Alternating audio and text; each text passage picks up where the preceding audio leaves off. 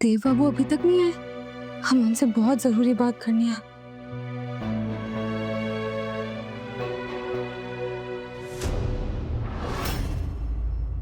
पारो मामी, पारो मामी। क्या हुआ? अरे पाखी, पाखी नहीं। अच्छा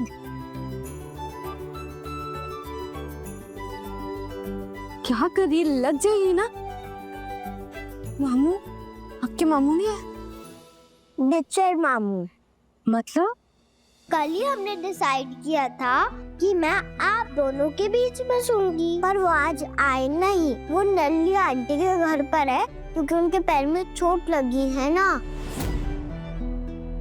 आप टेंशन मत लो, आपको अकेले डर नहीं लगेगा, इसलिए तुम आई हो आपके पास सोने। आप सैड हो पारो मामी? नहीं, बस थोड़ी सी परेशान है। समझ गई, आपने स्कूल कंप्लीट नहीं किया ना, और आप कॉलेज गए और सब लोग आपको बात बात बोलते, इसलिए अपसेट हो ना। चलो सोते हैं।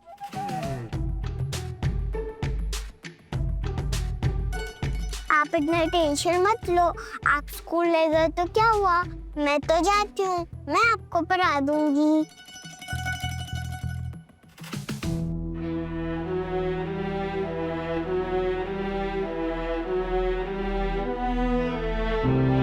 हम इसलिए परेशान नहीं है कि हमें किसी ने बुरा भला बोला।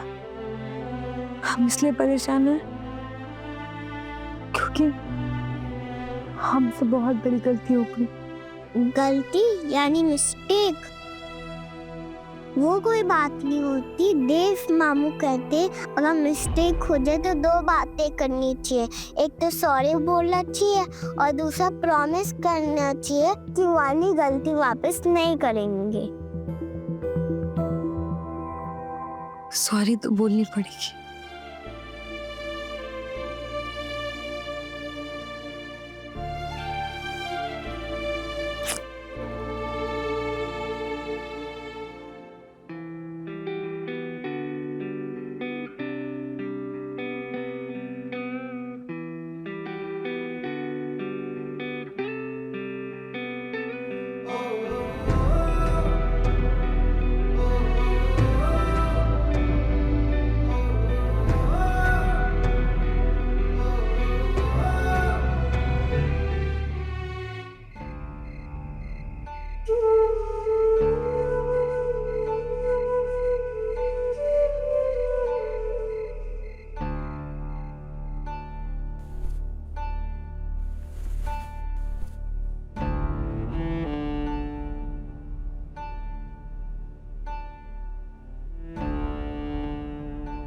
हे गंगा जी, आप भी महादेव के सर पर विराजमान होती हैं, और ये चांद भी। तो पूछे ना इस चांद से कि जब सर पर कलंक लगता है तो उसे कैसे मिटाया जाता है। अनजाने में ही सही, पर धोखेबाज होने का कलंक तो हमारे माथे पर भी लग गया है। एक इंसान के साथ इतने धोखे हुए हैं, इतना गलत हुआ, और हमने भी उन्हें दानव समझ लिया।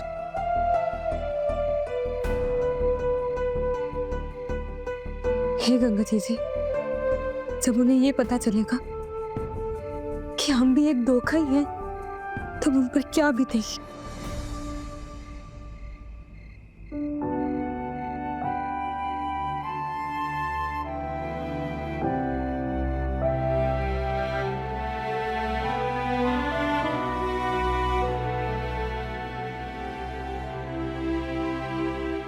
चंद्रमा की किरणें तो सबको शांत कर देती है ना।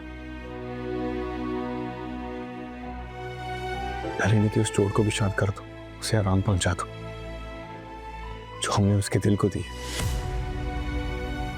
बहुत बड़ा धोखा दिया हमने उसे, और इस धोखे का कलंक ना हमारे माथे से कभी नहीं हटेगा। गलती की माफी तो मांगनी होगी, उन्हें सब कुछ सच सच बताना होगा। हम उनकी बेहतर नहीं है जिसके साथ उनके फेरे हुए थे, वो हम हैं ही नहीं। उन्हें इस झूठे रिश्ते से आजाद करेंगे, तभी हमारी माथे का कलंक धुलेगा। हाँ।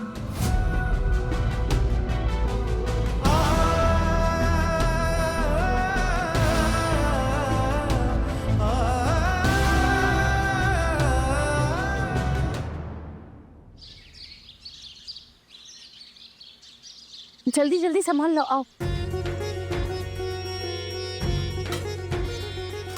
बहुरिया, कंजकों को जो नहीं देना है वो तो लेकर आओ जल्दी से। अरे सासू माँ, बैग क्या ऑन करिए, लेकर आ गई। ये लीजिए। कमला, हमने माता रानी के श्रृंगार के लिए कमल की माला मंगवाई थी, फ्रिज में रखवाई है। साफ हाथों से थाल में लेके आओ ना जरा। जीजू कहा ना, हम बोलने ही वाले थे लेकिन इतना काम में व्यस्त है कि भूल गए।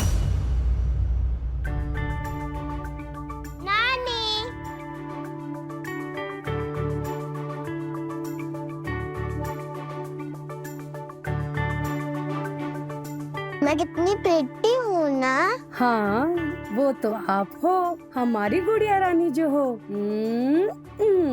पारो मामी ने रेडी किया है हमें।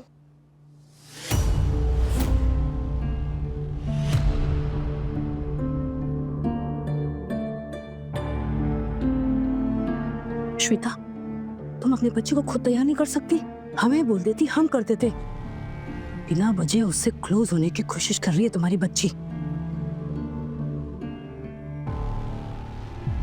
कम ऑन माँ, अभी वो कमला काकी तैयार करे या फिर वो पार्वती, क्या फर्क पड़ता है? और मुझे ये सब टेंशन मत दिया करो प्लीज।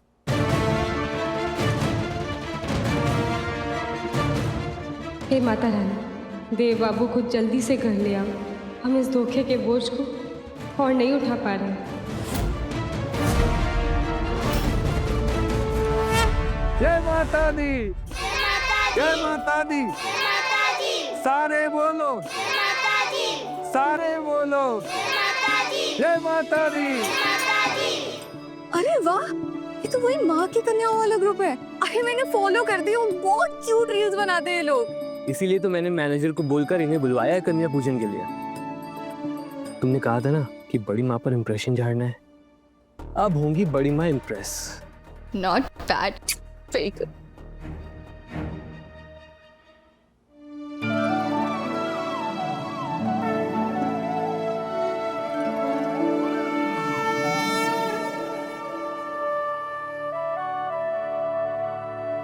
इन लोगों के साथ रील्स बनाऊंगी ना तो मेरे भी बहुत सारे व्यूज पड़ जाएंगे। कौन सी रील्स? मुझे भी देखनी है। I'll show you. Come. ये देखो, इस पे दिखाती हूँ, इस पे देखो। हमारा भाई अस्पताल में है, वो बहुत नाजुक हालत है उसकी। माता सबकी सुनती है, तुम भी हमारे साथ आओ। हम जाके निकाल के मंदिर में प्रसाद खाने जाएंगे, एक साथ मांगेंगे फिर देवी माँ से। हमें वापस जाना है अपने भाई के पास, वो यहीं पास के नीलगढ़ हॉस्पिटल में है, उसका इलाज चल रहा है वहाँ पे। माता रानी, इस कन्या का दुख दूर कर देना। बोली, हमारा राजू ये नीलगढ़ के अस्पताल में है।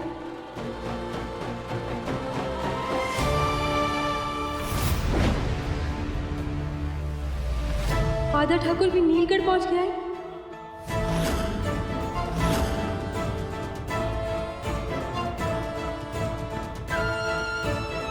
क्या उसे पता चल गया है कि हम उस आदमी के साथ नहीं हैं जिसने हमें खरीदा था, और इसलिए अब वो बूंदी को नहीं, हम अपने परिवार को खतरे में नहीं पड़ने देंगे।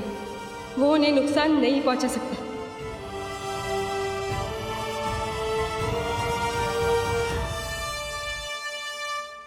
रश्मिका, हो गया बेटा? अब कन्याओं को जरा प्रसाद लगा दो। कितने सालों का नियम है हमारा। बच्चों को मौली बांधो, उनके पैर धुलवाओ। कब तक देव भी आ जाएगा और हम सब मिलकर फिर आरती करेंगे। राजू नीलगढ़ के अस्पताल में है और राधा ठाकुर भी नीलगढ़ आ गया। हमें जल्द से जल्द अपने घर वालों को आगाह करना होगा। हमें और कुछ समझ में नहीं आ रहा, कुछ समझ में नहीं आ रहा। मामी मेरे भी पागल होना, मेरे भी हाथ में धागा बांधना। ओके पाकू, बैठो।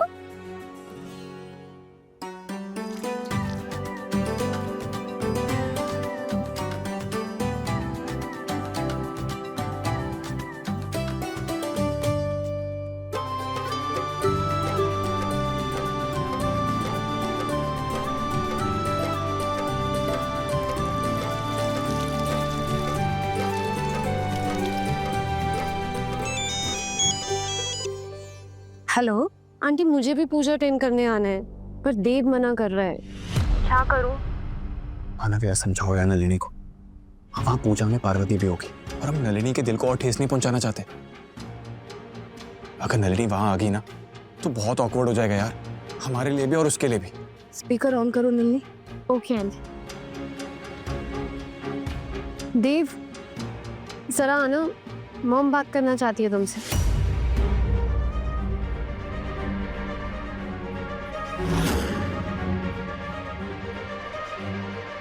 जी माँ। देव जल्दी घर आओ, और सुनो ललित को वहाँ अकेले मत छोड़ना। घर पर आज नवमी की पूजा है, पूजा भी अटेंड कर लेगी और महाप्रसाद भी खा लेगी, और जो भी दवाई है उसकी यहाँ लेकर आओ, यहीं खा लेगी। ओके मासी माँ। ठीक है योर हाइनेस। ठीक है।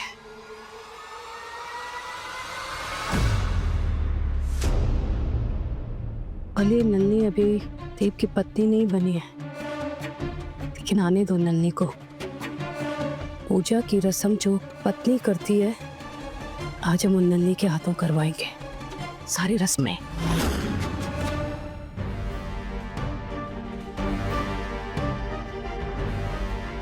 हमें अभी के अभी यहाँ से जाना होगा गंगा जी। पर देव बाबू को सच बताए बिना भी तो नहीं जा सकते ना। बेचारे पहले ही इतने धोखे में जी रहे हैं, हमें उन्हें इस भ्रम से आजाद करना होगा। हम क्या करें, तो कुछ समझ में नहीं आ रहा। हाँ भैया जी। एगो लड़की है, ओकरा नाम है बूंदी, और एगो लड़का है, उसका नाम है राजू। ये नाम सुने हो? आए अस्पताल में इलाज करवाने। नहीं भैया, ये नाम तो हम नहीं सुने हैं किसी भी पेशेंट का। चलो आदा ठाकुर जी, अगला अस्पताल देखते हैं। हमारे परिवार पर वो आदा ठाकुर नामक तलवार लटक रही है। देव बाबू को सच बताए बिना यहाँ से चले गए तो वो हमें मंजूर नहीं है, और यहाँ पर रहकर इंतजार किया तो हमारे परिवार वाले खतरे में पड़ जाएंगे, वो भी हमें मंजूर नहीं है। हमें क्या करें, हमें कुछ समझ में नहीं आ रहा। गंगा जी हमें कोई रास्ता दिखाइए, कुछ समझ में नहीं आ रहा है हमें।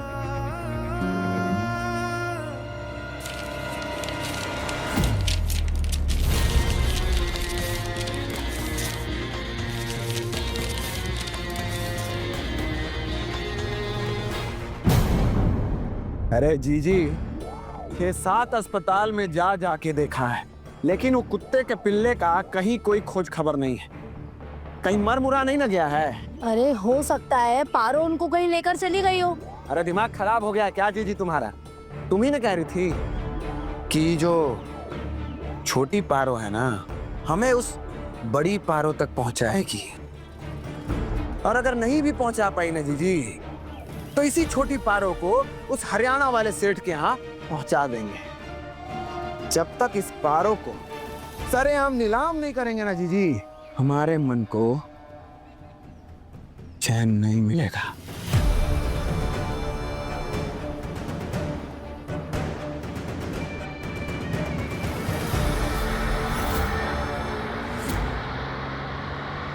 विक्रम भैया,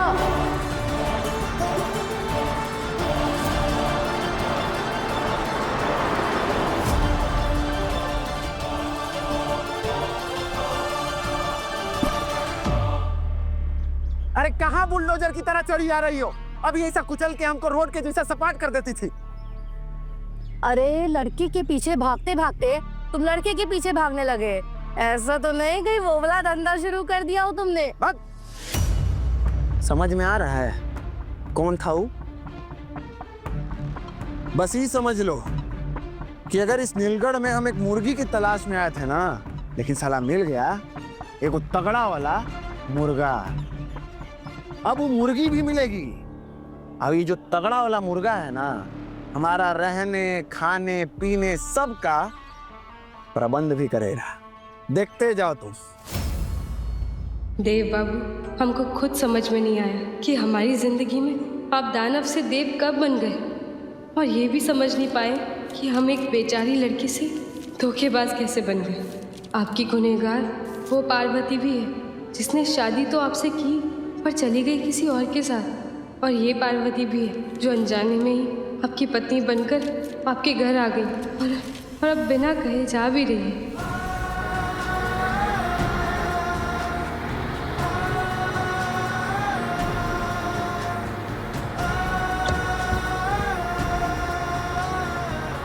घर पर पार्वती और नलिनी को अपने साथ लेकर आए, कितना गलत है। ये सारी गलतफहमी, ये सारा दुख सिर्फ एक जैसे नाम होने की वजह से हुआ है। देव बाबू, हमको तो पारो बनाकर बेचा गया था, लेकिन अनजाने में ही से आपने इस पार्वती को कभी पारो नहीं बनने दिया। ये सब लिखकर नहीं, आपके सामने खड़े होकर आपके चरणों को छूकर कहना चाहते थे, पर रुक पाना संभव नहीं है। एक एक पल कीमती है। जाते जाते बस इतना ही कहेंगे कि आपसे सच छुपाने का हमारा कोई इरादा नहीं था। हमें भी ये सच अभी पता चला है। इस पराए घर से विदा लेते हैं और हो सके तो हमें माफ़ कर दीजिएगा। पार्वती।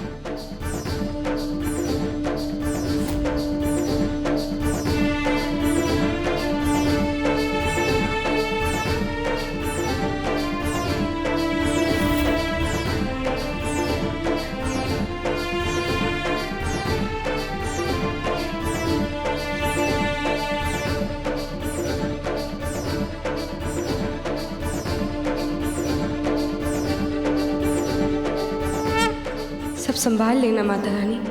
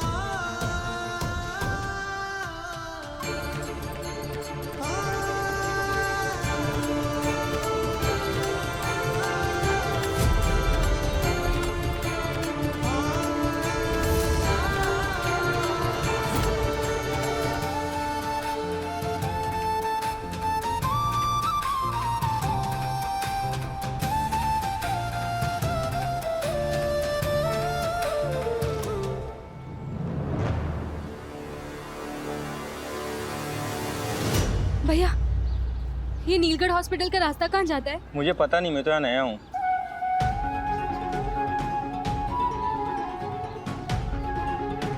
काका, यहाँ नीलगढ़ हॉस्पिटल कहाँ है? अरे आप तो बहुत आगे आ गई बिटिया। तो पिछले चौक से बाईं तरफ मुड़ना था आपको। पर पिछले चौक में पूछा था हमने, उसने तो हमें ये। अच्छा कोई बात नहीं, थैंक यू काका।